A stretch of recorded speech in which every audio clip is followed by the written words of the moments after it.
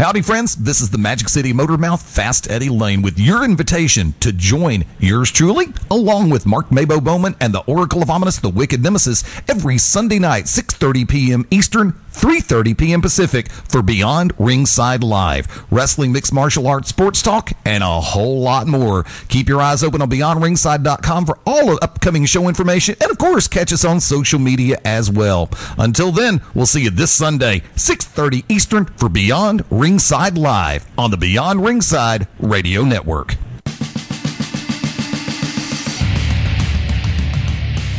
Welcome to the original rock and wrestling radio show. Welcome to Beyond Ringside, your source for wrestling, MMA, and boxing in the Southeast. To contact the Ringside Roundtable of Beyond Ringside, email them at beyondringside@gmail.com. And now, your host for Beyond Ringside, the man, no myth, all legend, Fast Eddie Lane. I want to say greetings, good evening, how you doing? Welcome in, live from a multiple location station, Studio One, and then some. Hashtag Gerbil Jesus Central. Thank you, Mike Macaroni, for the intro. Thank you to everybody tuning in on the simulcast this afternoon. We are live on BeyondRingside.com, as well as the Beyond Ringside mobile app for Android, Amazon, and BlackBerry.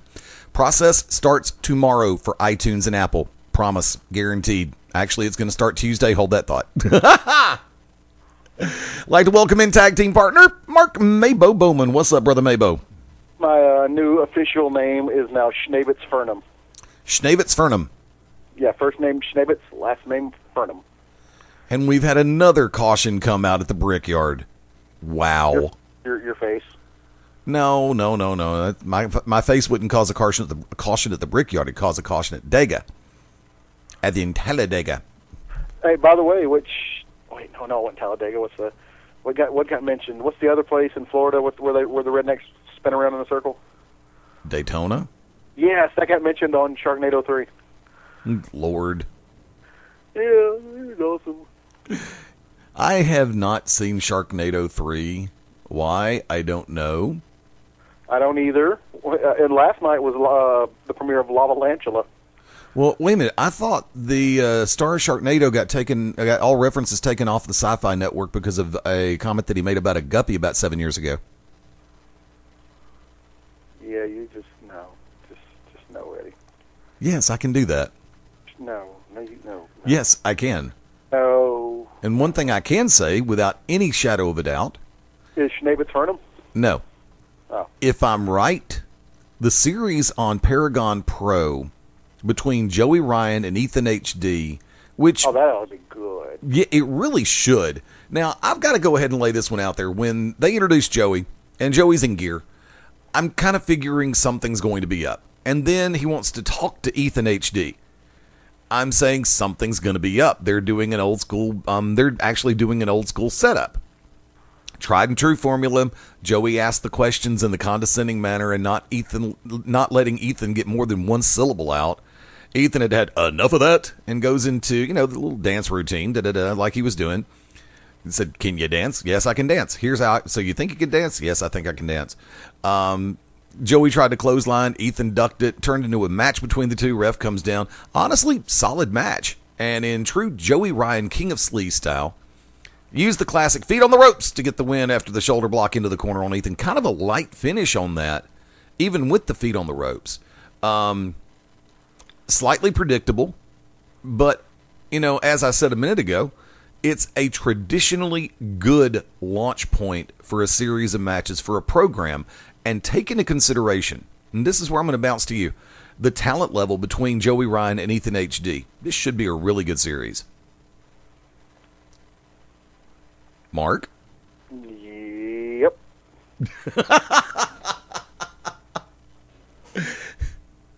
Matter of fact, what's the word back for? Have you heard anything back from the King of Sleaze?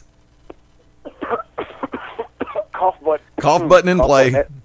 Cough button and fart button. Oh, boy. My cough button hit my fart button. I hadn't even contacted him because we haven't really got set down. Okay, we'll talk. Hey, Eddie. Hey, Mabo. Let's not discuss off-air stuff on air. Okay, Furby Shibbits. No, Schnabitz Furnham. Okay. Okay. There you go. Don't. you think they noticed we left the show for a minute? Yeah, thank you, Mr. Crocker. All the fault of very good parents. Okay, whatever. Weirdo. Dude, no, seriously, like, I mean, I know everybody's just waiting for us to touch upon the big news that dropped, over the weekend and stuff. What about just go ahead and, we might as well go ahead and do it now. Just get it out of the way. Just go ahead and address the elephant in the room, so to speak. The 800-pound gorilla? Yes, that too. Okay. That's no way to talk about Doc Gallows' wife, though. You said that. I did not. Anyway, no, I think we should just go ahead and everybody's waiting for us to address it anyway, so might as well. But, yeah, I mean, I can't believe it even happened. But, I mean, you just have to kind of look at it. You have to look at everything from so I guess a business standpoint, dealing with the fallout and everything. But, I mean, just the fact that Destination America has pulled the 8 p.m. Eastern showing of Ring of Honor.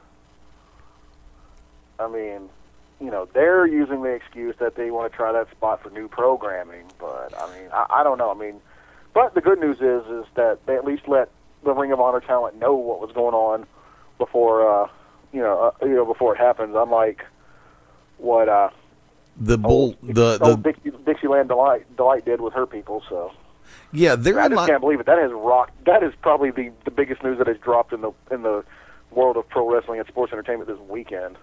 Yeah, I mean, I've got to lay this one out there as well because for everything that TNA made a reference to and all the hullabaloo that was going around about the factor that, well, the way our contracts are written, we're not allowed to discuss the way things are progressing between us and the network. But yet, lo and behold, now, wait a minute, what is the source on this? The source is Ring of Honor and Destination America. Okay, so they're actually mentioning it themselves. Well, hold on. Give me a minute there. You do the vamping while we look this important. Not a problem, and I'm actually quite drawn into product shattering news. I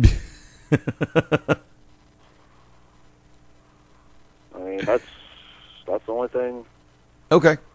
That's the only thing I know about is that happened over the weekend. Well, I mean, it's was saying that this Wednesday night, ROH is only listed in the 11 p.m. Eastern airing schedule on Destination America. Right. August 5th episodes of Bigfoot in America will be airing at 8 p.m. instead. See, I'm going to go ahead and say this. That actually... Go ahead. No, I was going to say, hold on, there's more. Okay, there's more. But wait, there's more. Okay. It's like a horror movie in the mid-90s. There's more. Or a train wreck without Amy Schumer in it. Let's see. As noted, Destination America has dropped the 8 p.m. airing for Ring of Honor. Well, it says Dave Meltzer noted on radio that Destination is trying out new programming. Well, I mean, look, if they've got the next two Wednesdays covered, so... Yeah, I just get tired of hearing the M word mentioned. Well, I mean, that's where a lot of people go to break news, quote unquote, insiders, so they don't, get in trouble. As they go to the Melts or, what's that guy? What's the other one? You got Meltzer, Torch. Yeah, but I'm talking about the names. Caldwell or whatever the hell his name is. No. Wade Keller. Keller, that's it. Yeah. Yeah, I know. And then there's one more. Like Taz had him recently on his podcast. I can't think of his name though. Well, not recently. I'm talking about like I listened to it recently. But yeah, man. I mean, at least they're doing the right thing by, telling the talent, hey. Well, that's the good part about this. The fact that when you do have the lines of communication that ROH is known for, plain and simple, when you have the lines of communication in place and the front office lets the talent know what's going on, that way there's not rumor, there's not hyperbole, there's not speculation, there's only fact. And if Joe Koff went to the core members and to the rest of the crew and said, look, here's the scoop. The numbers aren't doing dramatically well in the first showing. We're doing well in the second showing. And Destination America's wanting to do something a little bit different in that first time slot. See, I would have thought that they would have dropped the later showing and kept the earlier showing. But I had a conversation with a good friend of mine. I'll just go and say the name, Corey Hollis. And we were matter of fact, we were backstage at SmackDown in Birmingham a couple of weeks ago. And he was making a reference. We were talking about Ring of Honor and the numbers and everything else. And he said, honestly, the numbers on the first show aren't dramatically different from the numbers on the second show. And Impact is still getting Impact numbers, and they're not really giving us a major bump on the second viewing. So that's the problem that we face when it comes to televised circumstances.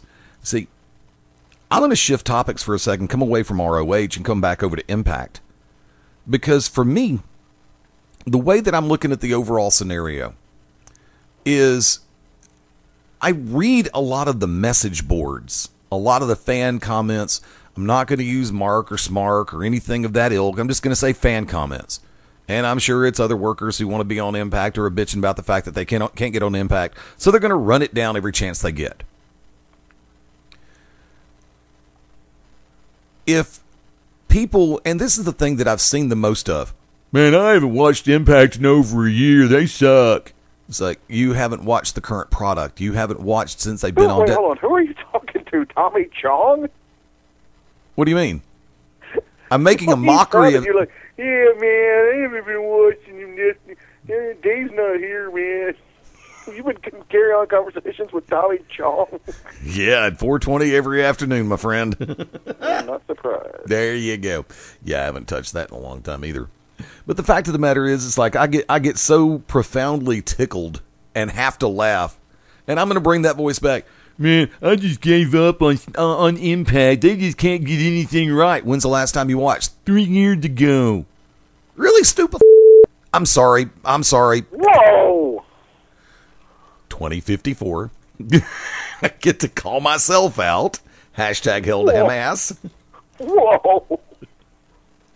My humblest apologies to everybody. Wow, that's probably the second biggest breaking story in the sports entertainment and pro wrestling today. The fact that Fast Eddie Lane gets so flustered that fans who just bitch and whine for no reason. Pretty much. So, but you digress. Of course, I think we're going to take a mulligan on this first segment. No, we're not. Guess the mortal hell we are. Ooh, and this is gold. Podcast, internet radio, gold. I love gold. And we have a green-white checkered starting underway at the Indianapolis Super Speedway. Don't try to change the subject there, race boy. Race. I feel like I'm forgetting something. Yeah, there is another major breaking story that has been coming out in the world over the last little while. And as far as it goes, and race is something that you always have to pay attention to. And it's really a tricky thing because some people can embrace that situation. Other people just can't seem to embrace it. Some people shy away from it. Some people just get pissed about it when you bring up the factor of a race. And so knowing that that's going to be a hot button topic for a lot of people who listen, I'm just going to go ahead and sit back and say this. As far as it goes with a race, I'd like to say congratulations to Chris Froome, who has won the 2015 Tour de France. And in a beautiful moment, Chris allowed the rest of his team, since there was no doubt that he was going to win, he was that far ahead, he allowed his entire team to catch up to where they could ride across the start-finish line, arm in arm, side by side, showing team unity. So, like I said, when it comes down to it, you have to embrace situations as they are presented to you. So, to Chris Froome, congratulations on winning the Tour de France. Great race. It was carried on NBCSN. I think NBCSN did a immaculate job of covering that race. So once again, Chris, congratulations on winning the Tour de France. And speaking, well, that's really only one facet of the word race that I want to talk about, because you can go round and round about race 7 days a week, twice on Sunday at 6:30 p.m. Eastern, right here beyond Ringside. And it's a never-ending discussion. From the green flag to the checkered flag, it just continues to go.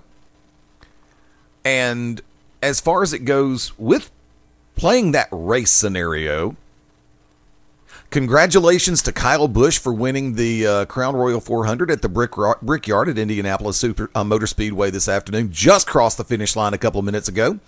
Kyle Busch, since his return to NASCAR after the horrid injury that he suffered back at the first of the year, has just been absolute on a tear. And Joe Gibbs Racing has managed to pull the sweep at the Brickyard this weekend. So congratulations once again to the driver of the number 18 Skittles Toyota, Kyle Busch, for winning yet another one. I've got to get the final results to see how close this is going to put Kyle, because going into the race, he was only 58 points away from cracking the top 30 in driver points to where he'd be eligible for the chase. And this actually gives Kyle his fourth win on the season, I believe, now passing Kevin Harvick. So this whole race scenario has been a beautiful thing Sunday. I don't know. Mabo, back to you. Son of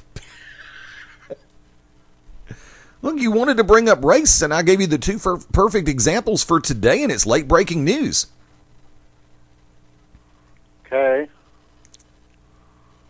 Did you happen to catch the Tyshawn Prince and Graves match as they took on Gangrel and Mikey O'Shea at Paragon this week? Yes, I did. That Tyshawn Prince dude is a big dude, man. Big dude. I'm trying to figure who's bigger. Tyshawn Prince over at Paragon Pro or Big Rick over at Lucha Underground?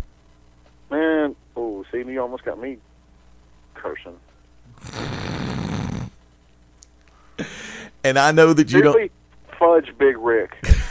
I want to be dead serious. I ain't like him when he was the Big Zeke. I ain't like him the 4 or 5 times when he showed up on Impact trying to be something. Guy's got no talent, no charisma. All he is muscle and retardation. Okay, and you know what? I mean, honestly, I can read people fairly well. What is it? 60% of the time it works every time, or whatever they said. Yeah, an Anchorman. An Anchorman. I'm trying to remember. I can't remember the exact percentage, but anyway, most of the time I can, read people, even if it's on TV, even just, and people be like, oh, well, that's his gimmick, that's his character, whatever. No, because I've seen other interviews where he's just trying to be himself or whatever. But it was confirmed when I saw an excerpt from Daniel Bryan's new book that came out this past Tuesday. Yes. Available at your local fine bookstore and on WWE.com. Yes, I know. Daniel Bryan has a new book, right? Yes. Okay. And what's the title of it? YES exclamation point. Why did he want to put it out there like that? Why didn't he just call the name of the book Yes? Because they were afraid that it was going to turn into a ridiculous and yet another hackneyed, once too often trope that we use on this show, Abbott and Costello bit. Oh, look who's talking! Anyway, you do the same thing to me. Hey, grown folks are talking. And you're sitting at the kids' table. Yeah, well, you're over there licking the windows. What's your point? Quit sucking the muffler. As I was saying before the little kids started interrupting, I had read an excerpt from the book when Daniel Bryan, his first real, I guess, confrontation or meeting with Big Zeke at the time. He was having breakfast. Daniel Bryan was having breakfast with William Regal. By the way, spoiler alert if anybody doesn't want to know what happens in the book. But they were having breakfast, and Big Zeke came up, and I guess they were all about to get on the plane, and he asked him if he had a window seat or an aisle seat, because apparently Zeke had a window or a middle seat, and didn't want to sit in the middle. And Daniel Bryan was like, well, I have an aisle seat, and he's like, not anymore, and basically told him he was going to swap with him. And Daniel Bryan was like, well, look, if you would have asked me nicely, we might have done this, but now I'm going to trade it to somebody else, and then you could deal with that, blah, blah, blah. And Daniel Bryan said William Regal's reaction was, do you know who this young man is? And then basically went on to berate Zeke in front of Daniel Bryan about who he was. That right there, that shows me why Zeke is a douche. And I don't care for him. I just don't. Never liked him. Never liked him. Seen interviews of him, seen, just some other stuff, seen the way he portrays himself inside and outside of the ring. Yes, I have been at events where he has been there, and I see how he talked to and treated the fans, so I don't care for him. Okay. I've got to say, like a bag of doorknobs. I can sit back and say this. I watched Lucha Underground this week, and I'm going to use 2 words as far as it goes with Lucha Underground. Appointment television. It's rare when we've had shows come down the pike. Look, and you're talking to somebody, and both of us have been 2 of the biggest supporters of Ring of Honor from square one, back before they picked up the deal with Sinclair. And so we're not Johnny-come-latelys to any situation. Oh, okay. Well, tell you what, I'm going to hold off on that thought. I'm going to sit back and say, ladies and gentlemen, I'd like to welcome in tag team partner, the Oracle of Ominous, the Wicked Nemesis. What's up, Wick? Eddie, have you ever seen a shark and a tornado? You ever seen a Sharknado? Have you ever seen a grown red, white, and bruised last night? Have you ever seen a grown man naked? Do you like gladiator movies, Billy? Yes. Oh my God. Let me just say this. Go ahead. I know we're about to go to my break. I know we're about to go to. If you've never seen GCW, this is the event to watch. The in-ring work was awesome. The commentary, Mabo, I'm telling you, you're gonna love it. Oh crap! Yeah, Mabo is going to be the greatest commentary you've ever heard. I cannot wait for Aaron Camaro. Aaron Camaro and I called some great matches at the NWA main event. Eddie was so uncomfortable last night. Everybody saw how uncomfortable Eddie was because I've made Eddie tell a story and joke around. Eddie was Fast Eddie Lane last night. Right there. Not Commissioner Eddie Lane. No. He was Fast Eddie Lane last night on commentary. Mabo, the commentary is directly at it is a Smodcast version of commentary. Dude, the only time I was genuinely uncomfortable last night was when you told 2 different people on the microphone, I wish you would die. You're a baby face. Peanut. That's one of them. I told them. I told them. Hey, look, let's be honest, though. That's going to another trope we always use, Eddie.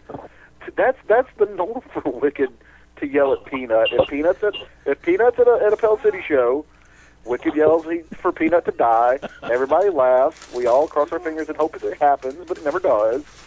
So, yeah. Did you open the gate? Hang on a second. Do me a favor. I need to go to a commercial break real quick, folks. Bear with me for just a minute. We'll be back on Beyond Ringside Live right after this. When planning your next party or special event, insist on the best. Full Range Entertainment is a professional entertainment company providing a full range of services. From professional disc jockeys and MCs to catering and photography, when the details of your special day must be perfect, call us first. Wedding receptions, corporate parties, school functions, birthday celebrations, and more. We also have Birmingham's largest selection of karaoke tracks available. With over 40 years combined experience, Full Range Entertainment can provide you with the talent and professionalism you need and deserve to make your next event one you'll never forget. For more information on the full range of services we offer, call 533-HITS. That's 533-HITS. Or check us out on our website at fullrangeentertainment.com. Hello, everybody out there. This is Universal Soldier Phil Shatter, also TNA Gunner. 2 years in the making as NWA National Heavyweight Champion, making my way to the top as #1 in the world. And you are locked in to Beyond Ringside. Oh, yes! This is Paul Bearer, and some people call me Percy Pringle III. You're locked in to Beyond Ringside. The To Be Determined show live Wednesday nights, 9 Central Standard Time. Join myself, the Oracle of Ominous, the Wicked Nemesis, the Grand Design, Clyde Braddock, and the Magic City Motormouth, Fast Eddie Lane, as we take you to the edge of uncensored. Yes, we go uncensored, so make sure you have your earmuffs. Ask your parents, for those of you that are a little young, maybe under 18, but make sure if you have any heart conditions or any mental defects, please listen, because they may take effect right here live every Wednesday night, 9 Central Standard Time. Beyond Ringside Radio Network, beyondringside.com. This is Ace Haven from Pro South Wrestling, and you're locked into Beyond Ringside.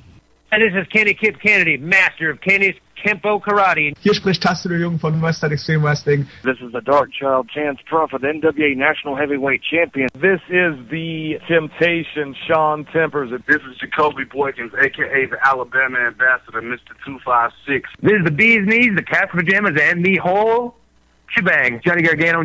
This is Bill Behrens, and you're watching, you're listening, you're experiencing Beyond Ringside. And you are a better person for it. Trust me.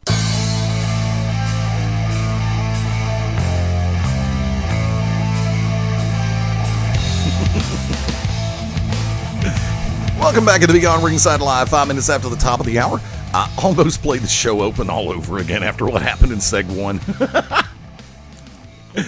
I'd like to say thank you to everybody who has been downloading the Beyond Ringside Radio app for Amazon, Android, and BlackBerry. Once again, as I stated, early in Seg 1, which is going to be a forgotten art. Nope. No, because Maybo's not going to let me. Go figure that one out. Fast Study Lane over here, Mark Maybo Bowman over there. I'm just going to say that if I ever have a daughter, when she gets old enough, she can fillet any race of man or woman she chooses to. Like to welcome back in the Oracle of Ominous, the Wicked Nemesis. How's everyone doing this lovely evening? Great night of wrestling last night. Once again, Hulkamania running wild? No, not in the least. Those wagon wheels got yanked off. Well, I did like Murder One's post that Hogan single-handedly did what the Heenan family, the Dungeon of Doom, and other factions were never able to do. Yeah, I saw that. Okay, and we were teasing about that in Seg 1. Let's go ahead and pop the cork. I'm so sorry. I figured you guys would. I apologize. Look, everybody, I'm sorry. I just got home. I just got over here to Xanadu, and I missed Seg 1. I do apologize. It's okay. And I just carried that. If you missed Seg 1, you missed Eddie dropping an F-bomb. What? Yep. He got frustrated at some imaginary fans, and he dropped the F-bomb. It's imaginary fans. Yeah, there were some imaginary fans apparently in the okay. room when he got mad at him. Hold on, Maybo, hold on. I was making a reference to the factor of the ratings of Impact, and I was reading some of the message boards, and some of the people are on there like, man, I haven't watched Impact in over 3 years. They suck. It's like, you haven't seen anything, you stupid F-bomb. Oh, boy. And it will be edited out in post. Thanks for playing. But continuing on, come back over to it. Let's go ahead and pop the cork on this one.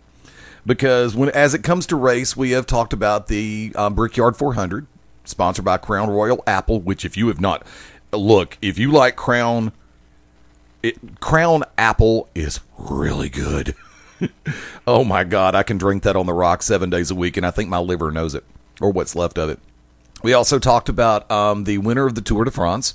Mabo, which race were you talking about?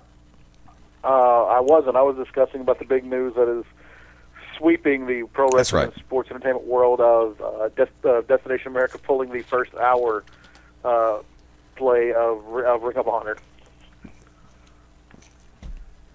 Now, I'm going to go ahead and say this. There is such a thing as proper context. There is also such a thing as a timely nature. When words that are spoken and uttered 7 years ago, 8 years ago, are mysteriously uncovered and brought into the public domain. Look, and this is how I genuinely feel about this. I will never try to say that I can change the world, nor will I try to change anybody's opinion. Everybody has the right to their own opinion because, especially due to the country that we live in, it's all a matter of choice. A person can make strides to change themselves over the course of time. They can improve, or they could degenerate. Not degenerate, degenerate. They could regress. I'll give you that one. I don't know Terry Bollea behind the scenes. I met him in passing. That's it. Haven't hung out with him. We're not best buds. We're not drinking buddies. We didn't go to the nudie bar and flip singles and make it rain. So I can't speak on him as a person from firsthand knowledge. And I'm at a point where I'm completely and totally ambivalent and yet almost apathetic about the whole situation. It's like, it'd be different if it was something that was said 24 hours ago on live national television. But when you're talking about comments that were made in the context of family over the course of 7 years ago, I can't bring myself to get pissed off about it anymore. Mabo, your thoughts? Okay, do you want to do the funny shtick first, or do you want to do the... That's up to you, dude. It's your ball. Run with it. We'll do the serious thing first. I was having... as you guys know, he's been mentioned. He's probably been name dropped more than anybody on this show, and that's my buddy Adam Coffey. That's Tunsy. Everybody knows Tunsy. And he put it like this in a Facebook post, or it might have been a message. No, I think he put it. It was a message to me. It said, as far as everything goes, Terry Bollea made those comments, not Hulk Hogan. Just like Bill Cosby drugged those women and did things, not Cliff Huxtable. So the idea of Hulk Hogan, the character of Hulk Hogan, the person that is Hulk Hogan, or the persona that is Hulk Hogan, should not be wiped away. Now, I mean, Hogan said that he was, he's come out and said that it was a mistake, that he was going through some dark times, that,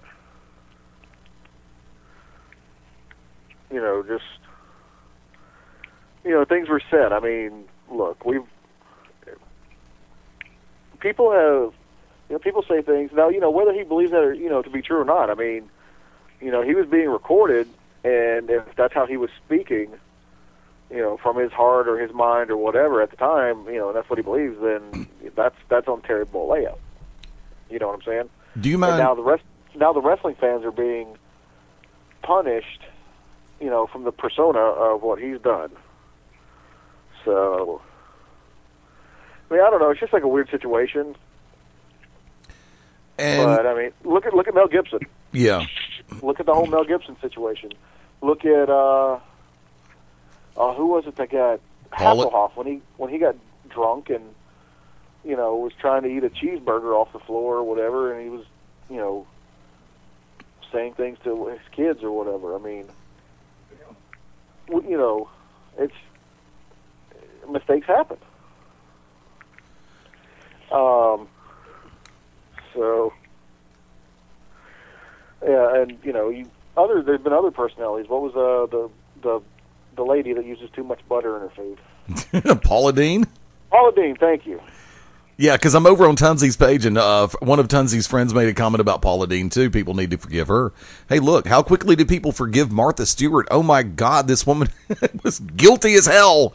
And yet, she served her time, did her penance, came back, and is still making money hand over fist.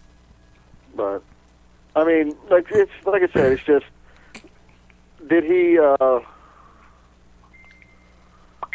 it's like I said, sorry, I keep getting messages incoming, and I'm trying to concentrate.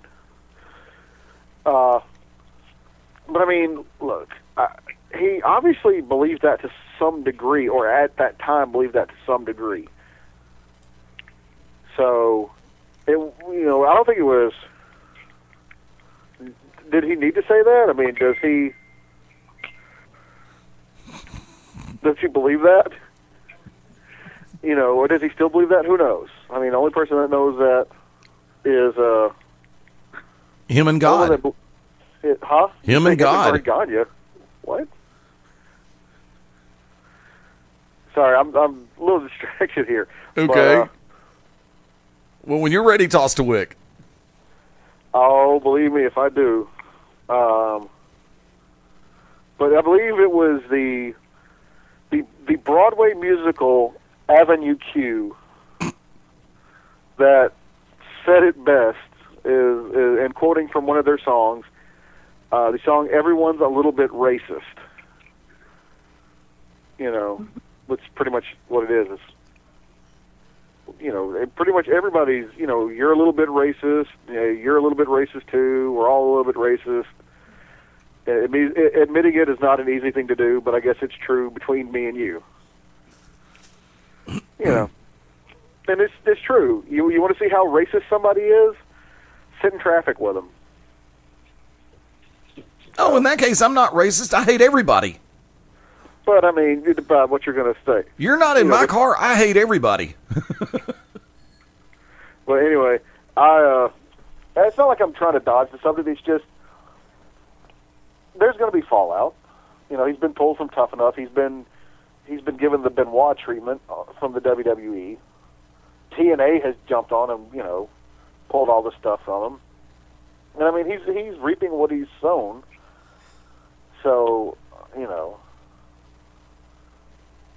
it is what it is. I mean, I want to know who he ticked off for this to all of a sudden conveniently come back up in something that, if I'm not mistaken, was sealed in a deposition given to the court or something. Obviously, if it was sealed and given to the court, then, you know, this videotape, which was part of the, if I'm not mistaken, part of the Heather Clem sex tape, right? Spiel, that means somebody has, you know, I guess broken the law, for lack of a better term, and leaked it. So I don't think Hogan did it, or anybody in his camp, because, you know, they're taking him out of the 2K16 video game, and that's going to cost some money. Yeah, because a lot of that. Because of this whole thing, they pulled Hulk Hogan's Rock and Wrestling off of the network, which is stupid.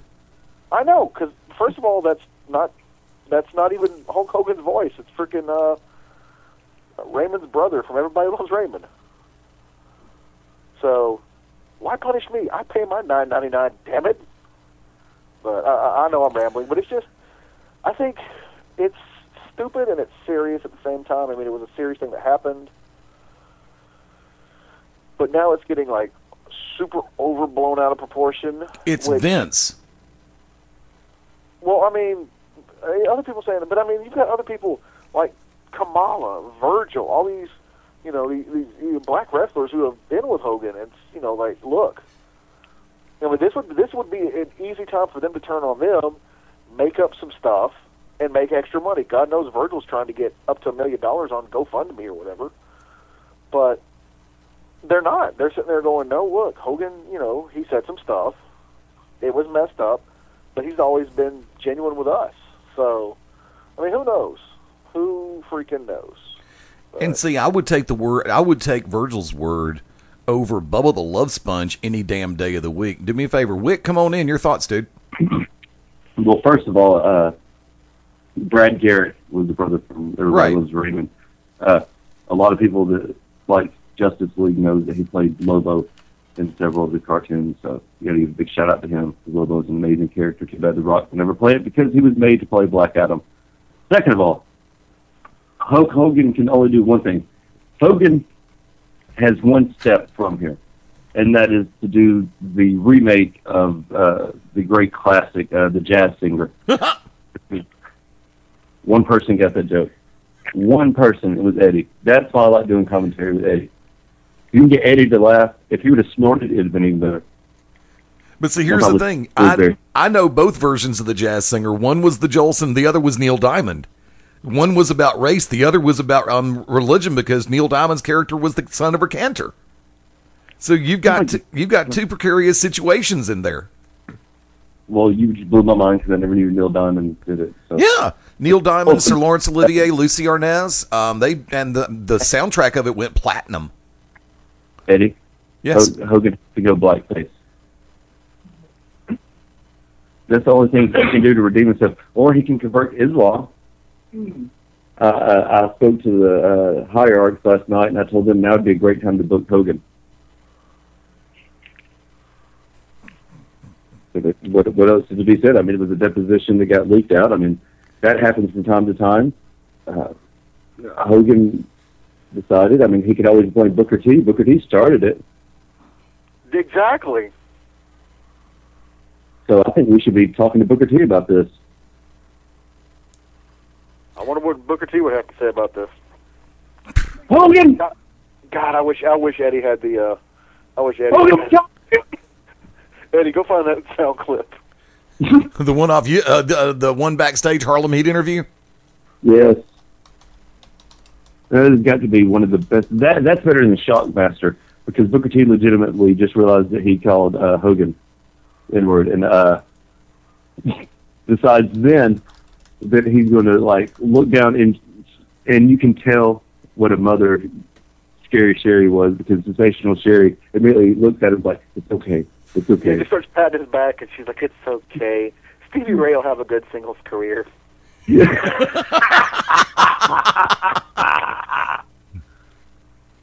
He'll never use a flapjack. Yeah, if that wasn't racial stereotyping, I don't know what was. I'm looking for a continue. What I want to know is what does the emo goldfish have to sound like?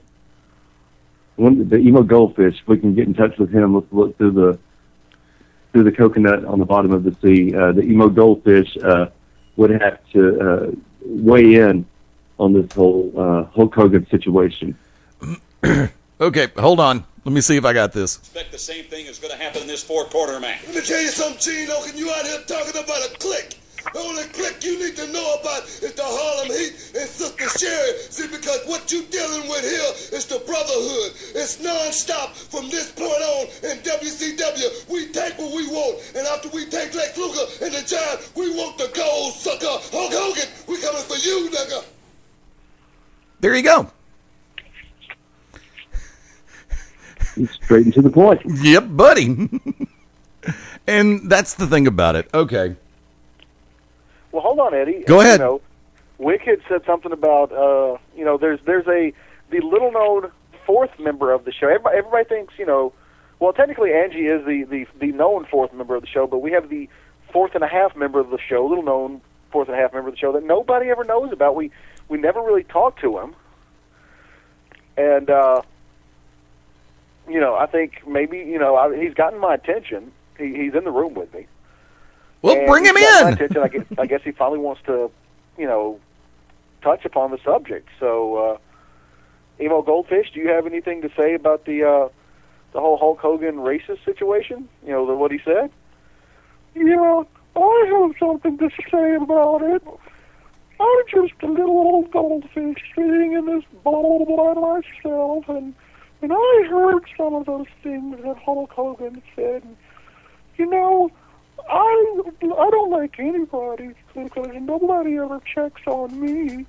I'm just floating in the water in my own pee and my own poop, and I don't care. I tried to jump out of the bowl one day and I couldn't make it, and so I just tried to push myself towards the edge and hope to God that the bowl breaks and I impale myself on some of this glass because I don't want to live in a world where Hulk Hogan might be a racist. They say goldfish, they taste with their bodies, so all I ever taste is my own pee and poo. But you know what else I taste? I taste the racism coming from Hulk Hogan, and it breaks my heart. God, I hope somebody sets my bowl on top of the stove and turns it on and cooks me alive. I don't want to be alive in this world anymore. Well, thank you, Emo Goldfish. We'll be checking back in with you later on in the evening. Whatever. I hope I choke on a piece of poo and die in my sleep.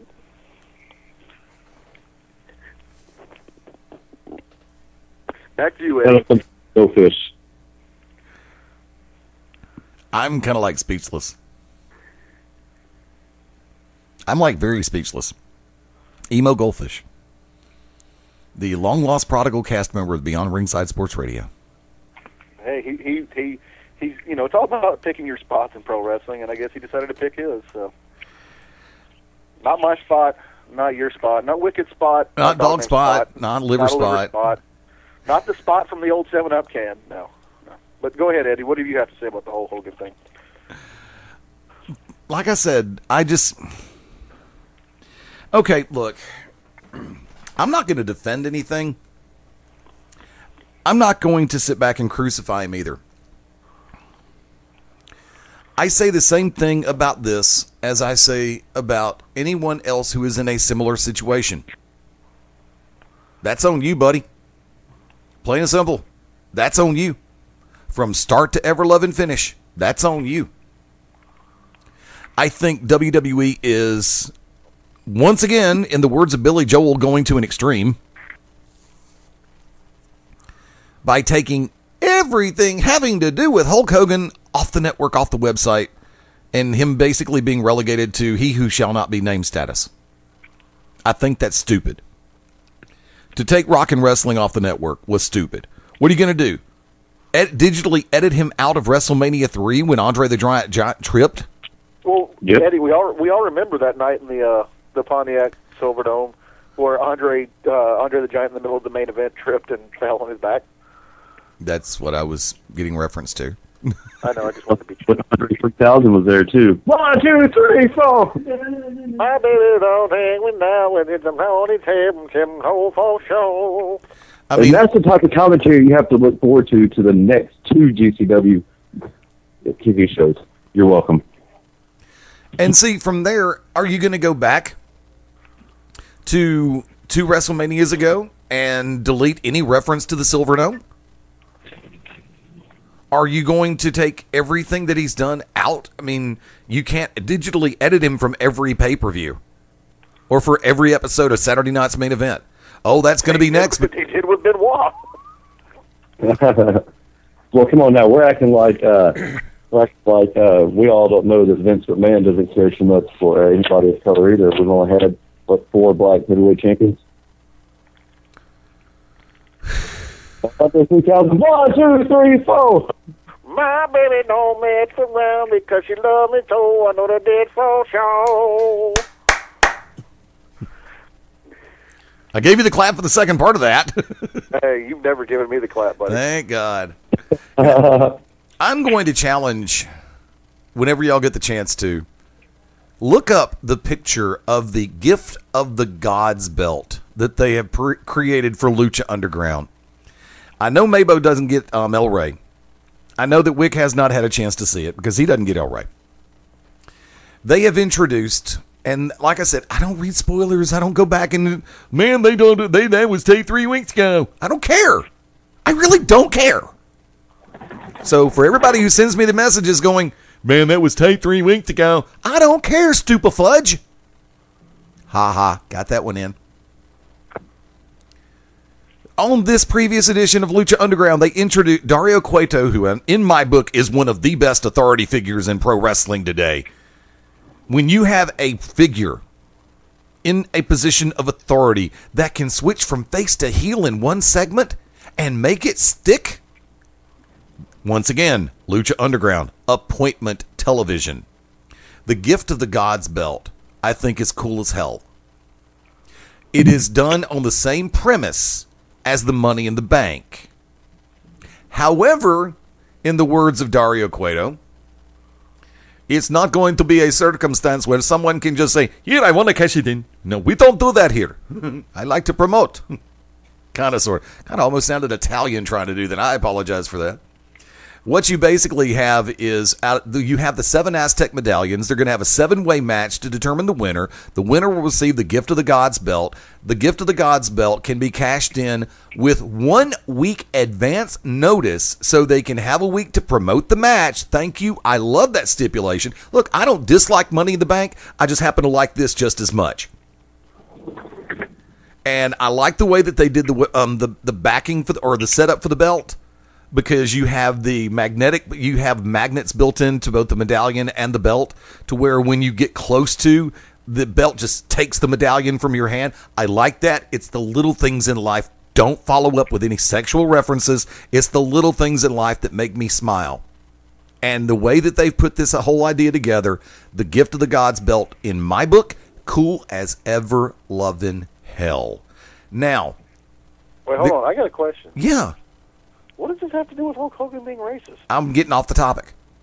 Oh. Well, you never voiced your opinion. Who, me? Yeah. Yeah, I did. I said I don't care. Oh, well, there you go. All right. I said it perfectly to begin with when I said, I don't know Terry Bollea as an individual behind the scenes. I don't hang out with him. I'm not his drinking buddy. I don't know what he was thinking when he said that, nor am I going to try to speculate and put words in his mouth. But it'd be a lot cooler if you did. Yeah, I know. All right. Since when have I ever sat at the cool kids table? The only time I ever sat at the cool kids table was when I was on the road, and I made it to Whataburger, and I sat with Tunzi and Mabo. Then I was at the cool kids table. There was one other night I was at the cool kids table, and that was at Killing Time when Wick and Angie had their first slow dance while I did Kenny Chesney, anything but mine. I was sitting at the cool kids table then. Oh, that's so sweet. I'm definitely not the cool kid. I don't know what you're talking about. Angie's the cool one. I'm not. I'm far from cool. I live in the 90s.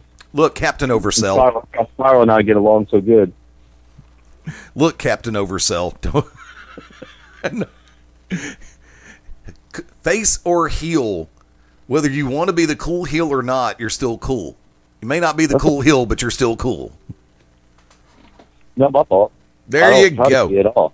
There's some people that pander to that. We all know them. We're not going to name any names. Yeah, I don't pander to that. I'm going to be myself regardless. Hi there, how you doing? Like me, great. Don't like me, bite me. Don't care. I said Mad Dog. Oh, I hear you.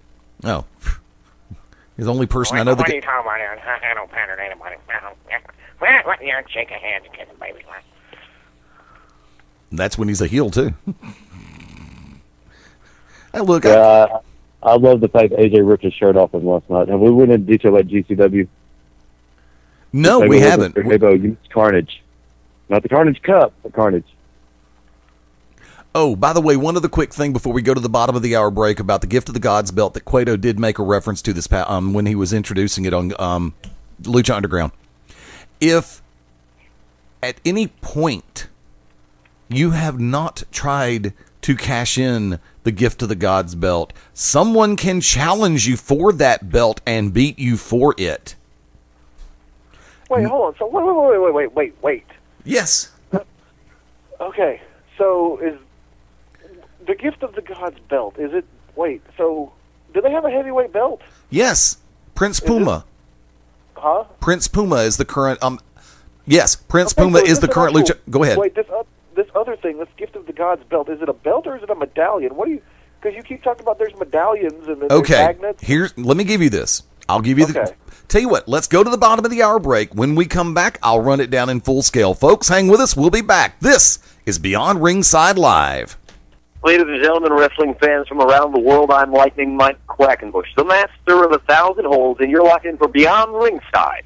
Ladies and gentlemen, this is Smart Rage from Wrestle Rage Radio, coming to you from the Beyond Ringside Radio Network. Join myself and my co-host, Super Stan Grubb, Sunday nights at 9 p.m. Eastern as we present Wrestle Rage Radio, where we rant and rave on everything in the world of pro wrestling. Sometimes we'll have a guest. Sometimes it'll be just me and Stan BSing about the sport that we love, pro wrestling.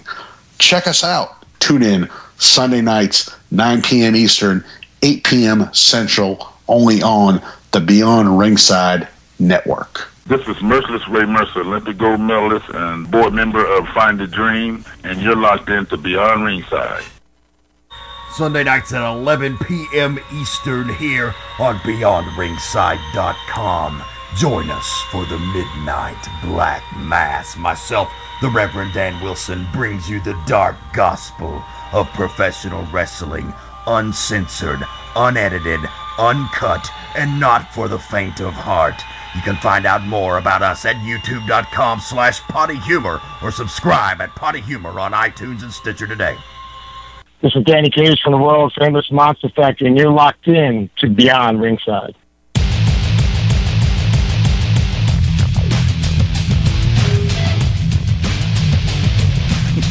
Hour 1 of the books, Hour 2 underway. Welcome back into Beyond Ringside Live, 24 before the top of the hour. Live from Studio 1, the Magic City Motormouth, Fast Eddie Lane. Thank you for letting us be a part of your day. Live from hashtag Gerbil Jesus Central, Mark Mabo Bowman. Well, you never ever sit there and you never sit and introduce me. I don't care. Screw your stupid show and this fat piece of crap that I gotta stay in the room with. And live from Bubble Thong Central, that was Emo Goldfish. Thank you, Emo Goldfish. Like to welcome live from Xanadu, the Oracle of Ominous, the Wicked Nemesis. I just wanted to tell everybody, Angie says hello world. She is on her way. We're going to head out here in just a little bit and pick her up. She also wanted to let everyone know that she had an amazing time last night at GCW. Brian, did you have a good time last night? Yes, I did. Brian had a good time. So thank you to everybody that came out last night. Emo Goldfish, so glad to have you back on. I hope he pops in from time to time.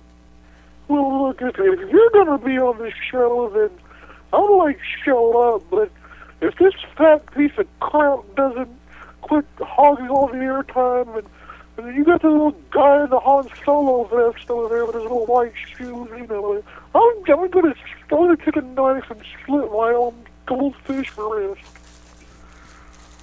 He's going to cut off his fins. Don't do that. Don't do that, Emo Goldfish. You don't know me. You can't tell me what to do, Fast Eddie Lane. You cuss in the air, and that hurts my goldfish heart. No, actually, I apologize, Emo Goldfish. Now, don't try to placate me because I'm a little goldfish. I didn't know you knew the word placate. I'm very impressed, Emo I Goldfish. know a lot more than you think. Just because I'm in a ball swimming in my own pee doesn't mean I'm not properly educated, Fast Eddie Lane. You go to, you know what? If I'm going into goldfish hell, then you can join me. You can never have enough nerds, freaks, and weirdos. You know what I'm saying? That's the only thing that pops into my head. Now, Mabo, if I could, and I'm going to go ahead and bring you up to speed on this one. Let's start from scratch. Please do. Okay. Scratch me if you will. Okay. If you have not been watching Lucha Underground, first off, I'm sorry. I really That's am. Not my fault, though. I know it's not your fault. I know it's not your fault. From there. Black Lives Matter. Hashtag all lives matter. Hashtag impact lives matter. Hashtag, there you go, buddy. A few weeks ago, there was a series of matches started by Lucha Underground owner Dario Cueto for a set for the ancient Aztec medallions. There are 7 medallions involved to represent the ancient Aztec tribes. 1 medallion on the line in each specified match. Now, there is an exception to the rule where Big Rick, don't say it, actually just basically took one right out of the hand of Cueto, along with $100,000. From there, this past week on Lucha Underground, Cueto introduced the Gift of the Gods belt. The people who had won or possessed the Aztec medallions, at this point there were 6 out of the 7. Cueto still had the one in the red velvet bag. No relation to the red velvet bullfighter painting or the red velvet picture of Jesus. The belt has 7 sections. Each section holds one of the ancient Aztec medallions. Each section, okay, this is coming behind the scenes because I'm going to go ahead and lay this one out there. For those who haven't seen the segment where each of the 6 possessors of the medallions started to insert their medallions into the belt. Shut up. Started to insert or place their medallions into the receptacle on the belt, the hole in the belt. They were about an inch away and they let go, and the magnets inside the belt pulled the medallion into the hole. Don't you wish it was that easy, Mabo? No. Okay, so let's recap. The six competitors, right, have medallions. Correct. How did they get these medallions? They win matches. They win matches. Okay. Now, these 6 medallions, or is it 7 at this point? It's 7, but the 7th one had not been given away at the time that the belt had been introduced. Okay, so they have this thing called it's the Belt of the Gods. Gift of the Gods. Right? Gift of the Gods, whatever.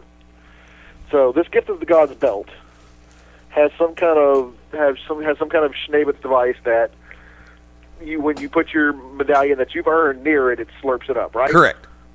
Okay, so that means these 7 people will be in some form of 7-way for the belt, right? A 7-way match will take place at Ultima Lucha, which starts this coming week. I wanted to get Krista Josephs on here, but unfortunately the time's just not going to work out. Yes, there will be a... Hold on. Continue. So, now, is this a tournament or is this like a 7-way match? It will be a 7-way match. Elimination match or first pinfall? That I do not know. Or ladder match? That didn't say ladder. Okay, so once you got all 7 people, they've put the medallions in the belt. Okay. Now wait, let me ask you this. Now is it like inserted like you're putting a quarter into a video game? No, it's just like a Power Ranger kind of thing where they used to put the like a Power Ranger thing where you place the coin in. Oh, that's got to be sweet. Oh, it is. So whoever wins this 7-way belt match has the belt with everybody else's coins on there or whatever. Correct. And they have this belt. Hold. And then they can choose at any other time to cash in this. Wait a minute. Let me let Dario Cueto himself explain this. How valuable they really are. Together, these 7 ancient Aztec medallions make up what I like to call the gift of the gods.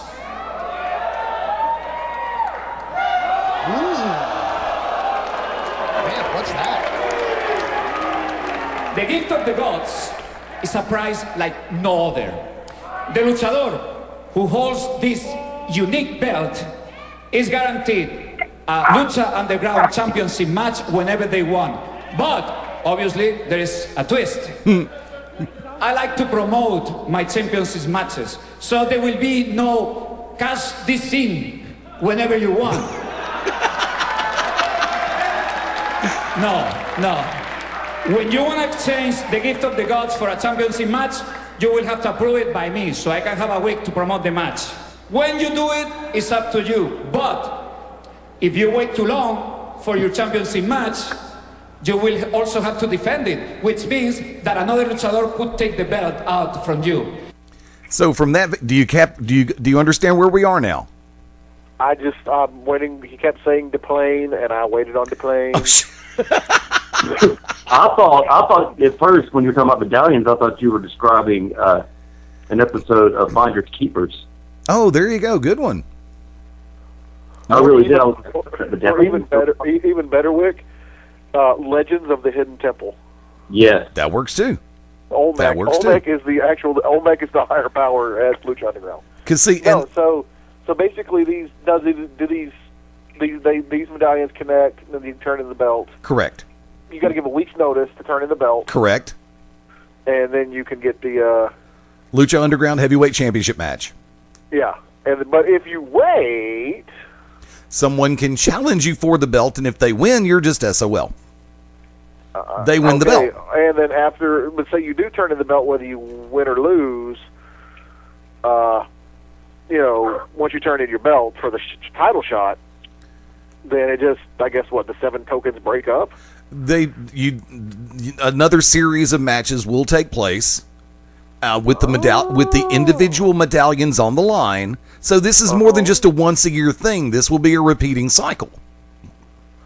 Oh, I kind of like that. I really like this. That's one of the reasons why, for me, and this, you're going to hate me for saying it for a 3rd time in one show, Lucha Underground is appointment television.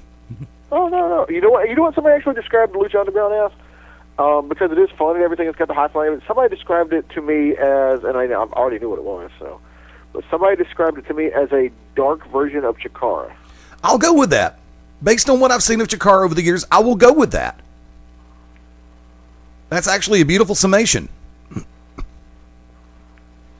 And the thing I like about it, like I said, you've got the authority figure Dario Cueto, who, okay, this is where I'm going to sit back and say, if Zach Morris from Saved by the Bell was possessed by a demon, It would be Dario Cueto. Because, no, I'm serious. Because remember, what was one of the main things that Zach tried to do all the way during school? Find a new twist, find a new angle, find a new way to do things, especially make money. I was going to say he tried to bang Kelly Kapowski, but, we can go with yours, too. Okay. Good.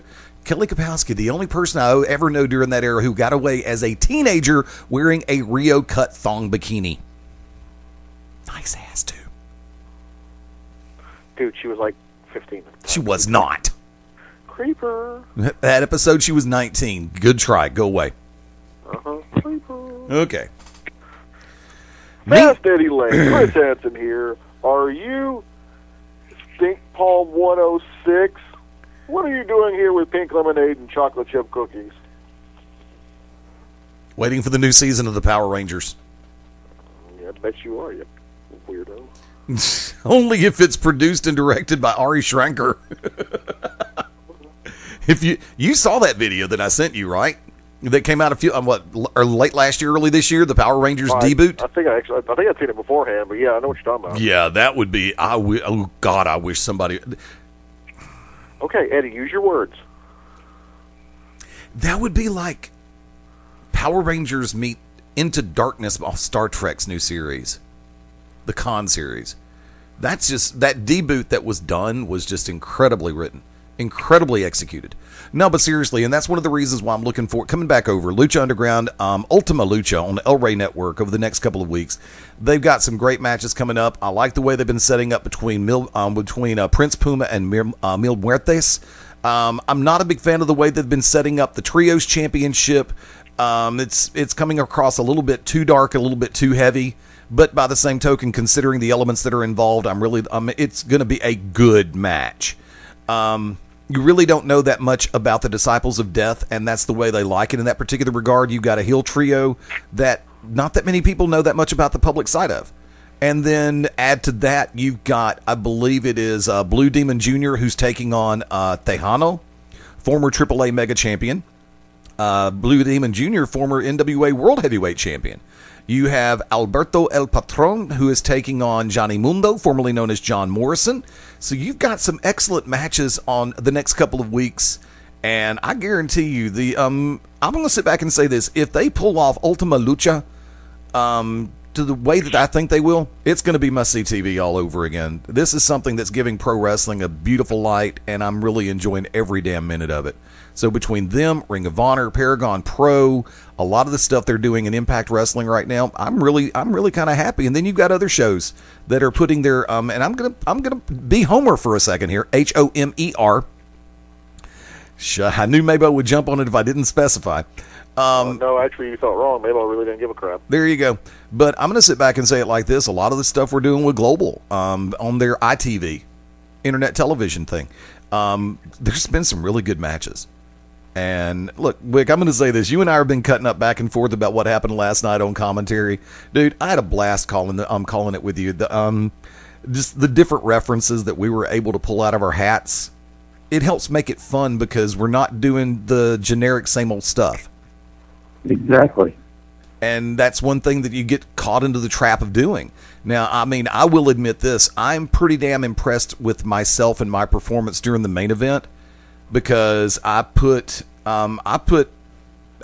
basically had to go back to my roots and prove to myself all over again and remind myself what brought me to the dance, and that is being one of the 5 fastest speaking people that I've ever known in my life. Thank you, Guinness, not Ted, and as in world records, which I've never had. I've just been top 5 contender at a regional. But from there, I managed to pull it all together, and at the end of the night, I was so damn exhausted after that match. It's the right beer then, and still the right beer now. So I don't know what's going to happen as far as behind the microphone over the next couple of months, because I had a great conversation with the owner of GCW last night, because I was really curious about some things. But GCW will be returning on August 29th. That is confirmed. And from what I understand, September is go as planned. October, not quite sure about. We're going to work that out. So we may, in the Alabama market, Global may only be missing 1 month. So we're going to work on that. But yeah, see, and that was one thing about it. Let me come back over to, maybe I'm going to drag you back into this. No, I don't. When you and I were doing commentary for LXW, the factor that, and this is where I'm going to put Wick and Mabel on the same page here. I'm going to put them on the same plateau because their approach on a cerebral level to help it be fun, F-U-N, fun. Neither of them go by the tried and true standards and the norms and the boring side of the BS. They let their personality shine through. I've heard Wick's work before. I know he's good. I've worked with him before. I know he's good. Having been on this show right here with Mabo all this time, I've sat back and said he would be a natural at it. And the time that he and I actually did get a chance to call it, it's like, hell yes, I knew you'd be a natural. And I was right. And for any other so-called announcer out there or commentator who wants to try to, I want to do this.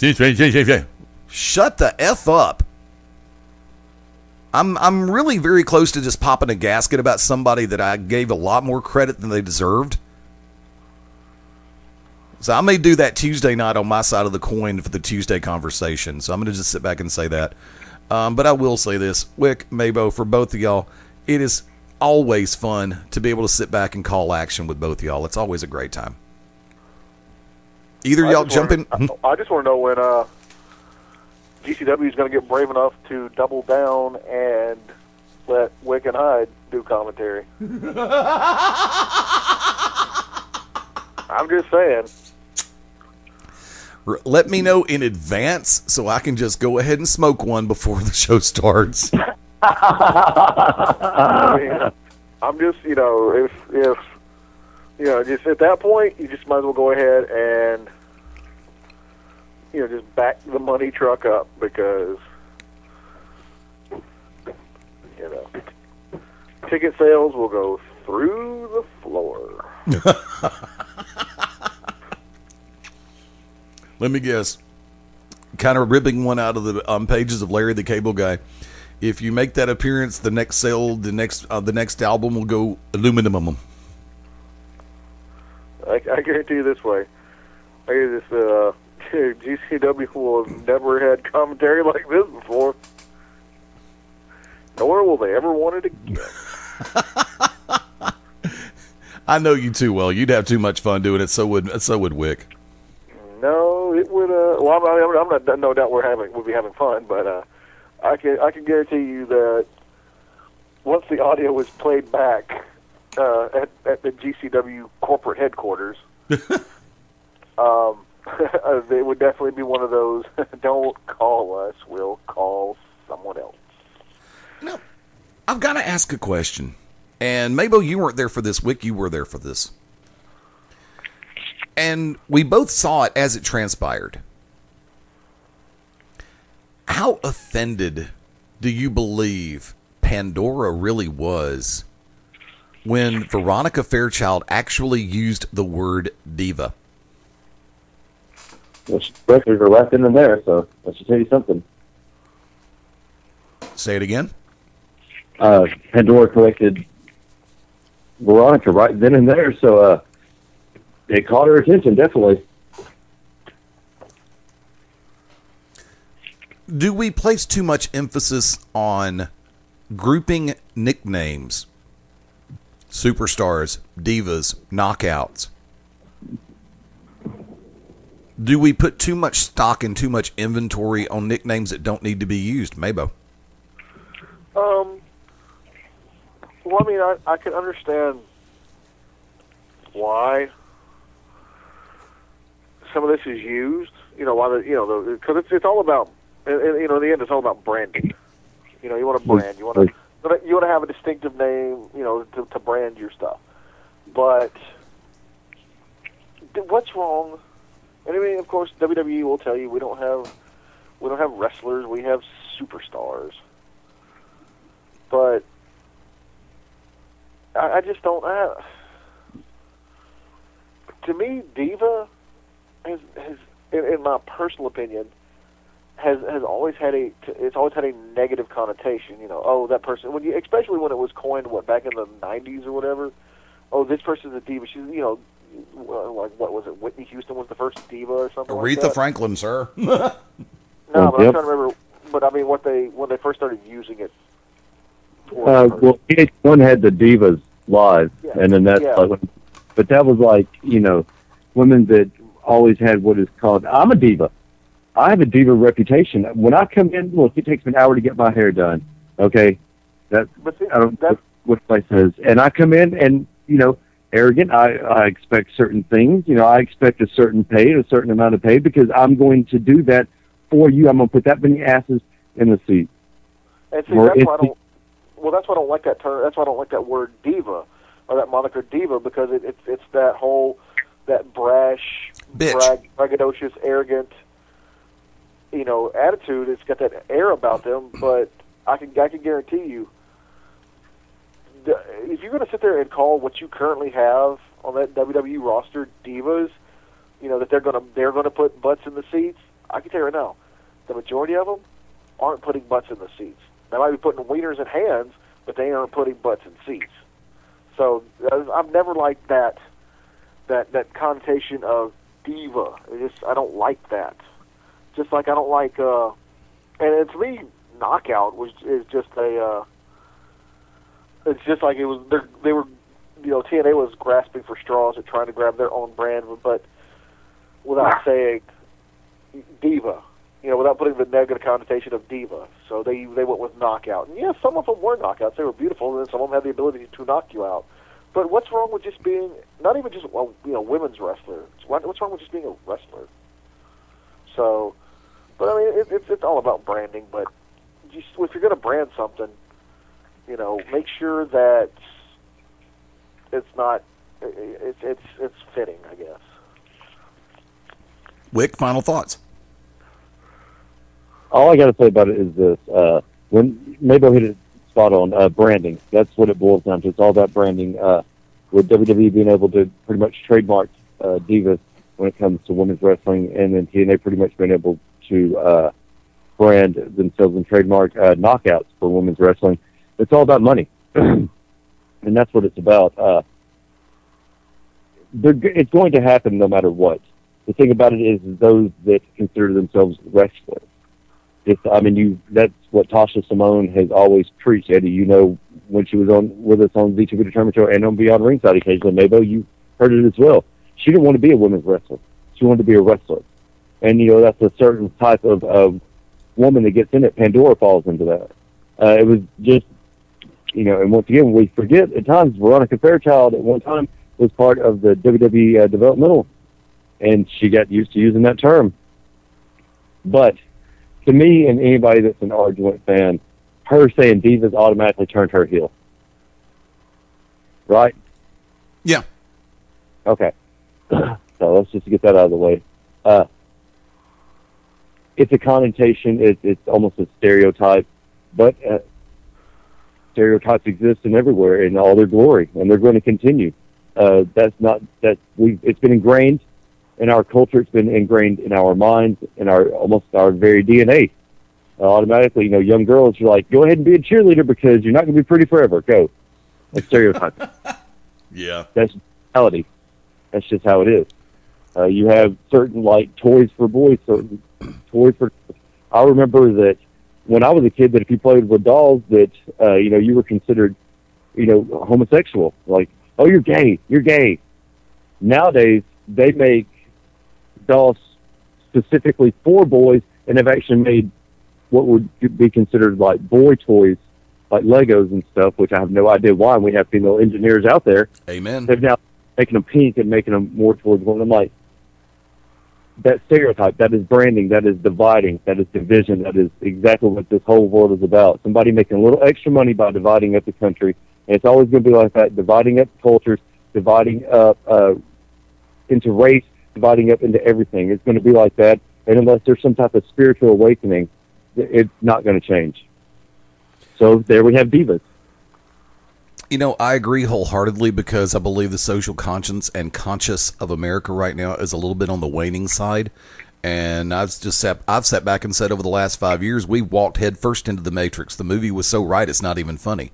And there does need to be a conscious awakening, not necessarily a conscience awakening, but there needs to be an awakening of the consciousness for people to understand exactly what's going on around them. And that's not just in social terminology. That's also in entertainment. That's also in sport. It doesn't matter. There's something going on in every facet, and you just have to be able to wake up and see what the hell's going on. And folks, tell you what, we're going to take that top of the hour break. We'll be back for the home run round. Stay with us. Beyond Ringside Live rolls on right after this. Oh, yes, this is Paul Bearer, and some people call me Percy Pringle III. You're locked in to Beyond Ringside, my favorite radio station. Oh, yes.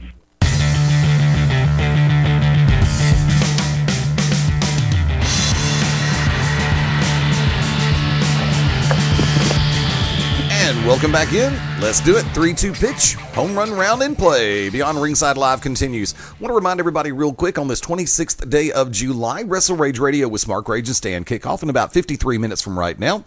Also, a little bit later on this evening, the brand new edition of the Midnight Black Mass starring the Reverend Dan Wilson and Andrew Alexander. Thank you, everybody, once again, that has been checking us out, whether it be on BeyondRingside.com, through the Beyond Ringside Radio app, through Ustream, which, that's my fault. I wasn't checking it. Lo and behold, somehow or another, it managed to come offline. So for everybody who's been trying to get us on Ustream, guess what? We're back over there now, as well as through Shoutcast and all the various other sources. And, of course, I'll cover the replay side in just a few minutes. Fast Study Lane over here. Mabo, come on back. Why? I never left. Why should I? And welcome back, Wicked Nemesis. The only thing last night lacked was the chimichanga reference. Now, lo and behold, let's go ahead and run this real quick, and I want to do this. Mabo, you weren't there last night. I wish you could have been, because the main event was actually one you would have enjoyed. You had the middleweight championship on the line, Spiral defending against O'Hagan from the Powers That Be, and you had Mike Cruz, who was in for the Foundation of Pro Wrestling. And I will sit back and I will tell you this, that match was nonstop. There were 2 moments during the match where all 3 competitors were down because of an offensive series. And I said this earlier in the week, and I'll say it all over again. The match turned out to be a penultimate don't blink match. When you have, let me shift because I'm going to hold up on that.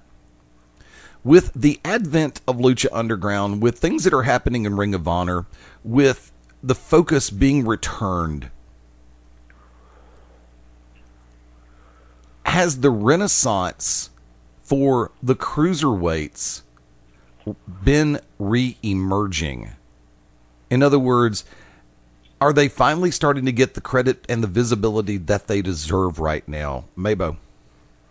Well, I mean, I don't think they ever went anywhere. I think they, look, there's only one person who controls what's really popular that the mainstream sees, and that's the WWE.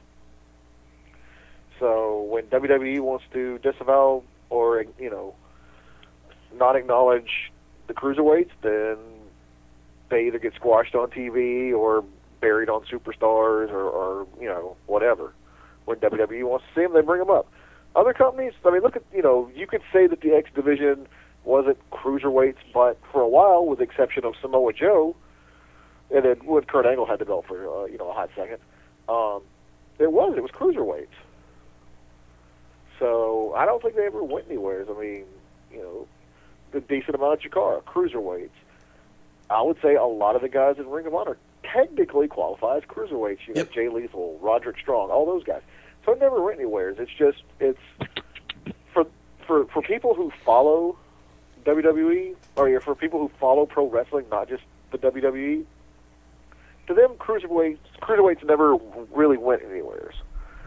But for those who just really watch WWE and that's all they know, and what they see is only WWE, and what they believe is only what WWE puts out, then yeah, the cruiserweights disappeared or downplayed considerably, or thrown into a tag team that gets squashed in 5 seconds. So, but that's just my opinion. Wick, your thoughts? Okay, let's see. Where can we start? First of all, the decline of cruiserweights began with the upswing in how readily available steroids had become. Second of all, the reason why that's coming back is because of drug testing. If the top guys are getting smaller, guess what? The bottom guys are getting smaller. The independent team's getting smaller. That's how it goes. The independent team has been filled with what would be considered cruiserweights, guys that TNA, WWE, for example, were considered too small. Those guys would go on to have great careers in Ring of Honor. They would go on to have great careers in CZW, BWF Hollywood. Isn't that what it is? Used to be NWA Hollywood? Yeah, Championship Wrestling from Hollywood. They started having a lot of cruiserweights just blow out. TNA, AJ Styles, for example, great example. They go to Japan. They go to Mexico. They go to Canada. The independent team was still there were avenues for them. Daniel Bryan, and for the most part, CM Punk broke through that mold and showed that smaller guys, skinnier guys, could put asses in the seat as much as what Vince, or what we were led to believe Vince really wanted. Bigger guys, jacked up guys, guys that looked great on TV, weren't necessarily great in the ring because, of course, they had their promos written for them for the most part. Now, last night, I was fortunate enough to be a part and honored to be a part of this main event. Several people want to know what my correlation and what my relationship with Spiral is. I keep saying this example, I'm going to use it again. Spiral and I are like the Rob Van Dam and Bill Alfonso was in ECW. Spiral's over. People love Spiral. Spiral can do no wrong. When you add myself to the element, it's like taking hydrogen and oxygen and making water. When you gel with somebody, when you have so much in common with someone, as Spiral and I do, it made sense. And for anyone that knows Spiral's not one of those guys, and I know we'll pull them back the curtain a little bit, but the baby faces that stomp their feet when they're trying to make a comeback, when they've been knocked out, Spiral is not that guy, and nor should he be. But myself on the outside, hit that apron one time, boom, that's all it takes. Hit it 2 times, everybody realizes what's going on. I take 2 hands and do it, then instantly people start getting behind it. And that adrenaline rush is a drug. That adrenaline rush is something that, for anybody that's in entertainment, it's better than steroids. It's better than anything. You look at Mike Cruz. Mike Cruz, smaller guy. Mike Cruz is better than half what would be considered quote-unquote names. You look at Joshua Hagan. I've said this before. If you have a bad match with Johnny Slaughter and Joshua Hagan, then get out of the business, because you're not going to make money anyway, and you're definitely not going to have a good match. I promise you that. You look at Spiral. Spiral, as I've said before, is the Shawn Michaels of GCW. The guy consistently puts asses in the seats. He doesn't need a belt to be relevant, and that's what's great. You can put him with anybody and get a good match, and if not, you're going to hear about it.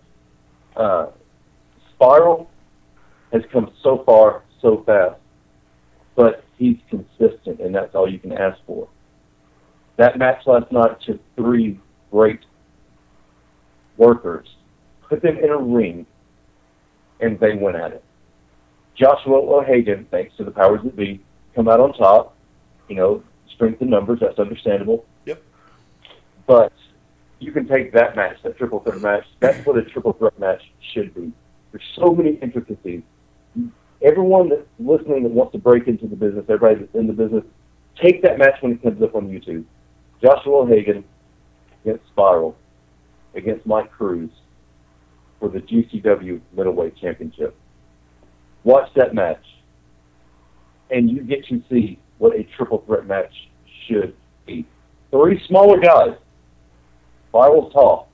3 smaller guys, which would be considered cruiserweights for the middleweight championship, which is the GCW's equivalent of the cruiserweight championship almost. I know it used to be the TV title, but to take that, once again, to make money, for that to be a main event, for that very match to be a main event, speaks to the world. And that was the best main event Alabama has seen in months. And the last, Mike Cruz against Spiral at GCW.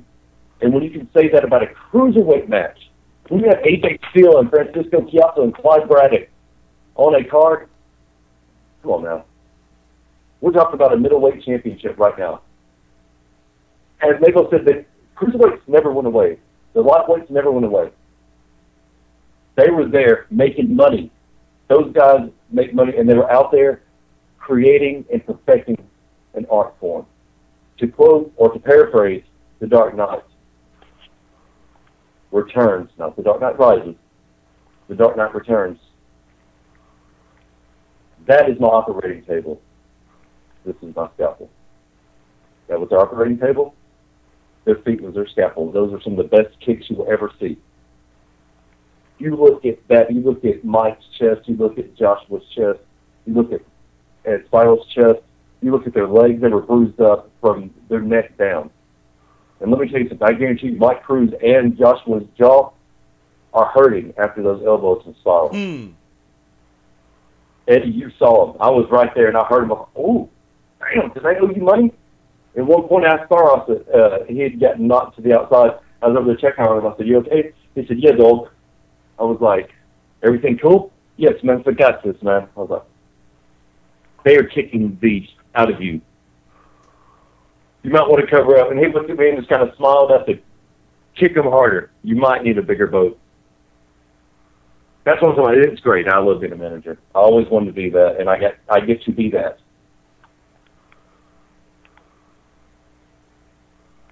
Cruiserweights, yeah. Ooh, okay. Let me get off my soapbox. Hold on. Say what? So let me get off my soapbox. Oh, no, dude, you're perfectly fine. Maybe anything else you want to add? Well, usually I like to add numbers. I definitely like to add bacon to everything. That is what makes it awesome. I knew I picked the wrong week to quit sniffing glue. Yes, I did. Seen a grown man naked before, Billy? God. See, that's the thing. There's 4 of them, and I can never remember all 4 at the same damn time. You like gladiator movies, Billy? That's 2. I'm trying to remember the other 2. Well, you vamp, and I'll go look them up. Hang on. I am trying to remember. Yeah, we have this thing called the internet. Yes, I know, and as soon as mine decides it wants to play nice. And let's see. Have you Okay. seen a grown man naked? You ever been in a cockpit before? That was the generic one. There was the 4th one. Did you ever hang around a gymnasium? There you go. Yeah. Ah, that's it. Have you ever been in a Turkish prison? That's what it was. That's the one I can never remember. You ever been in a Turkish prison before? And here's the sad part about it, and this is because the fact that I have not had time to move them over. I actually watched Airplane the other night when I got in from B-Dubs, Buffalo Wild Wings, Alabaster, and lo and behold, what did I do? Airplane came on, I started recording the whole movie and started slicing up the sound bites, and they're on box 4 and not on box 1. I'll move them next week. So just when you think. Oh, Nope. it's Joey, not Billy. It's Joey. Have you ever been in a cockpit before? There you go. No, sir. I've never been up in a plane before. Have you ever seen a grown man naked? Joey, do you like movies about gladiators? Joey, did you ever hang around a gymnasium? See, this is where you should have been on stage with Wick and myself last night, because we could have kept that exchange going for a while, right, Wick? I think we will. I asked, like, have you ever seen a bear? Have you ever seen a great white? We referenced dinosaur buttholes, which I'm sure that somebody's not going to be happy when they hear that commentary. I'm expecting a call in the next few years. And I will say, hey, have Cosper top that. Yeah, Hold on. I'm just going to throw this out here. If need be, I can drive him to the show. But is there any way that you could, and maybe I've missed something since the last month, maybe you could speak with Commissioner Bob, Bullet, Strong, whatever. Is Is there any way we could get the Emo Goldfish book to called One Match? I don't know. We'll see what we can do. Okay, run it past the number crunchers. I mean, I'm probably sure I can get him to do it.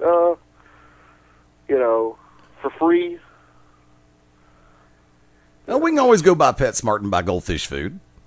Oh no, he doesn't. He gets that confused sometimes with the pee and poo that's floating in the bowls. That's why I buy the. I don't want to get him started. Look, we finally got him quieted down. I don't want to get him started again. Okay, Eddie. Well, you keep bringing him up. It's kind of like Beetlejuice. Well, no, I'm just saying. It's showtime. Can you imagine if Tim Burton would have got what he wanted and Sammy Davis Jr. would have been Beetlejuice? Oh, that would have been funny as hell. Oh. Because the Candyman can. And who would have been Batman? I'm Batman. Because the only reason why Michael Keaton gets Batman is because he did Beetlejuice. That makes sense. I can go with that. Okay, cool. He still did a good job. Look, and this is I'm going to wrap up my part on my last call. I'm going to use this. There have been we have so many conversations, and I have so many friends and acquaintances who will still sit back and say blank was the best Joker. Look, rocket scientists, please understand something. You had 3 different gentlemen in 3 different places as far as the Joker went, in 3 different vehicles. Vehicles 4. being 4. Okay, who's 4? Mark Hamill. Yep. Where was this? Batman the Animated Series. Okay, I'm not using that as a reference. You have Why to. not? You have. Yeah, go ahead, Wick. You hit him with this one. Yeah. He also does the Arkham games, and they have proven that the Arkham games, and there is a documentary on Netflix about this. Do you know how much money? They make more money now making video games for new generation consoles than they do movies times 3. Do you realize that Call of Duty made 10 times what the Avengers made? Okay. And Mark Hamill voiced the Joker throughout that. Batman animated series is the only reason that Christopher Nolan's Batman is made. Christopher Nolan did not want to do Batman, but DC, their animated stories, ended up changing what they were doing in comics. Right. And guess what? DC ended up kicking Marvel's ass in comics. In comics, yes. Take that money. DC was able to take that money and make the comics that we know. That without Blade, there is no Marvel comics. Without Blade, there are absolutely none, 0 comic book movies to be made, because Blade made money off a character that hardly anybody knew about. Right. Mark Hamill is solidified. Kevin Conroy is a Batman figure a lot of people forget about. No, I haven't forgotten about him. Well, then how can you sit there? Yeah. How can you sit there and say Kevin Conroy counts as a Batman, but Mark Hamill doesn't count as a Joker? It's on your generation. Wait. My Joker is what it should be, not the best. See, and here's the thing that I'm going to lay out there. And I'll add Mark Hamill to the equation, but I'll agree. I'll go with that. So there will be 4 in 4 different vehicles. Thank you. They're written 4 different ways for 4 different gentlemen, 4 different personalities, 4 different styles of the movie or series or animated feature. There can't be a best because all 4 didn't read the same damn part. Yep. And that's what I put my basis on. Okay, how well would Jack Nicholson have read Mark Hamill's part? How well would Mark Hamill have read Cesar Romero's part? And you can go all 4 ways in that conversation. And like I said, I remember Hamill being the Joker in the animated series, so I'll sit back and say, yeah, he did an admirable job in that series. And he did movies. Mask of the Phantasm. That come out at theaters. Okay. Well, I'm sticking with the Batman thing. I'm sticking with the Joker thing for a hot second. So that's part of it. That's what we're saying. Mark Hamill did the Joker's voice, in Mask of the Phantasm, which was released in theaters. It was an animated movie, right? But it was released in theaters. So I'm saying also, he was part of a movie. Many people can say they did a video game, a cartoon, animated movies, and a big screen release. Certainly not Hulk Hogan. Hey. And we come back full circle. Mark Mabo Bowman, last call. Last call?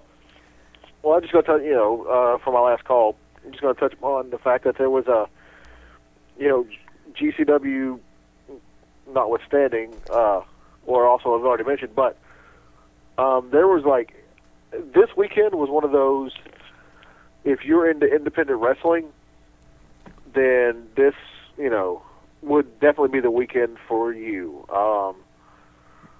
There was a lot of shows. I mean, people, independent wrestling, we've always talked about how awesome it is on the show, and go out and support your locals, and if you can, even the ones that you might not be local, it might not be in your backyard, or even 30 miles, 40 miles, 50 miles from your house, but go out, go to their respective websites, or go to a Smart Mark Video or a RF Video, or what have you, and buy the DVDs and check it out, because I know Shine had had an outing this week, PWG had an outing this week, ROH had their iPay-per-view Friday and the turnaround TV taping Saturday.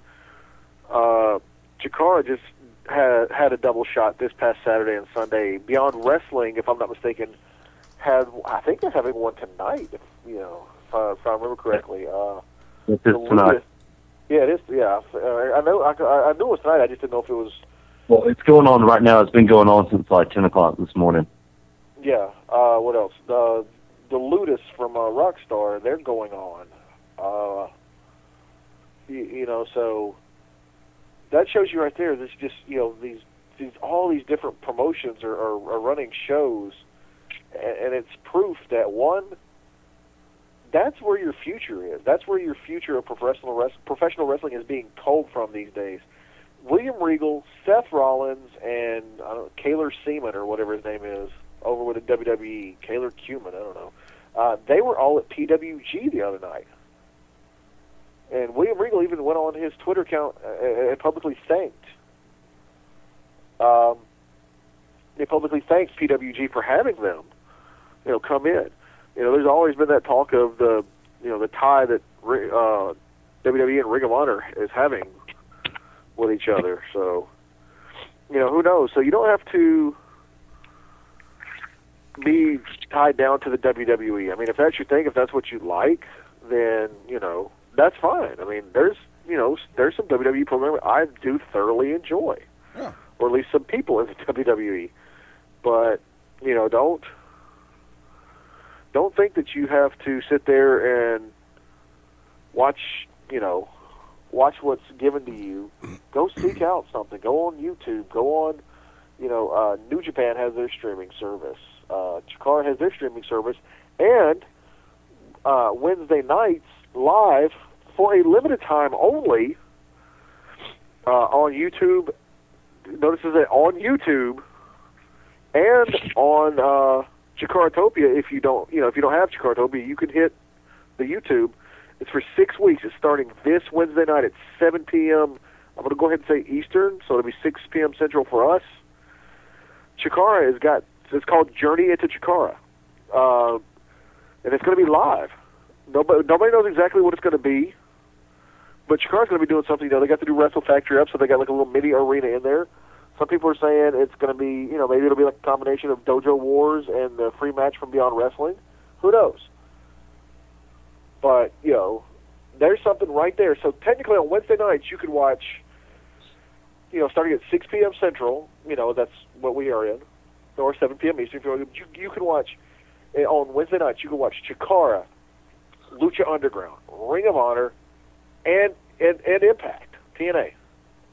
Right there, one night. 4 shows, four wrestling programs on Wednesday nights.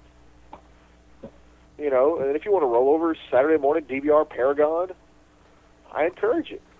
So, go out there. That's what I mean, there's a boom.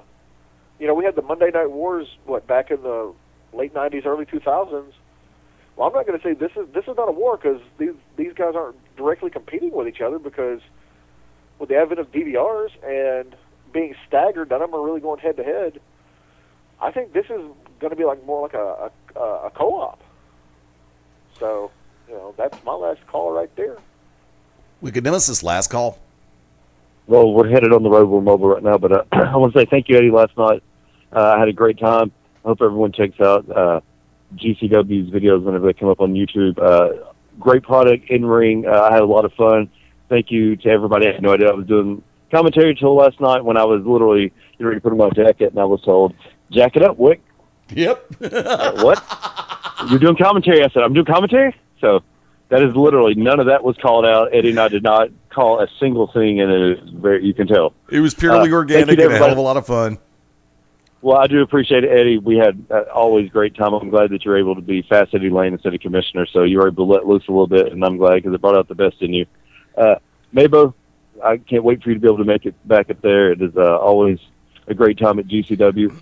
Thanks to everybody who's been listening to the show. YouTube channels are up. You look at Eddie's channels and see where it's like popping up here and there. They're going up, so thank you, Eddie, for putting those up and taking the time to do the YouTube shows for the YouTube Determined show. Also, I just went the wrong way.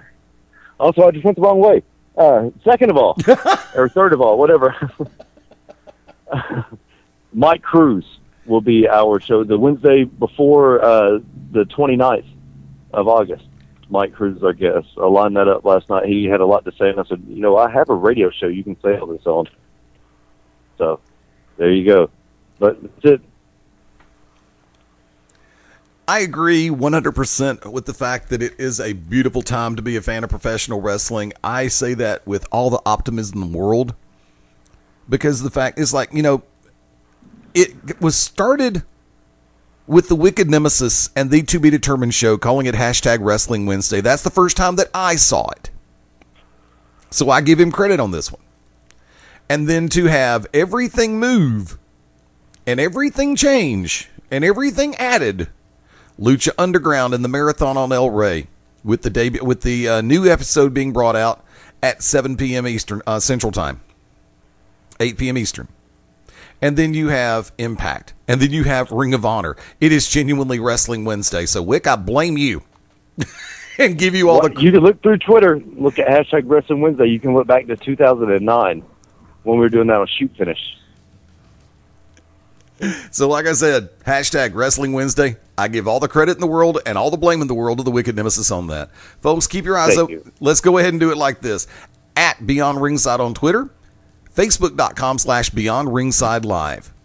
On the replay side of life, there's a lot of ways to do it, but definitely check out the media page at BeyondRingside.com. Going to have links. Wait, are we shutting everything down? It's 7:35. Wrestle Rage goes live in 20 minutes. Yeah, but you didn't say shameless plug. Okay, Mark Mabo Bowman, shameless plugs. I don't know, Cam. I don't have a shameless plug, but but no, seriously. Okay, just all joking aside. I mentioned his name earlier in the show. Okay, try not to cry. But Eddie and Wick are in the loop. And those of you who are friends with them on Facebook know the situation. But Adam Coffey, my buddy Tunzi, more than a brother to me, he is going in Sunday for a surgery to remove a tumor from around his pancreas. There's a possibility that it's sarcoma, which means it would be cancerous. Instead of do radiation, shrink it, and then remove it, they're just going to remove it, run tests, and then go from there.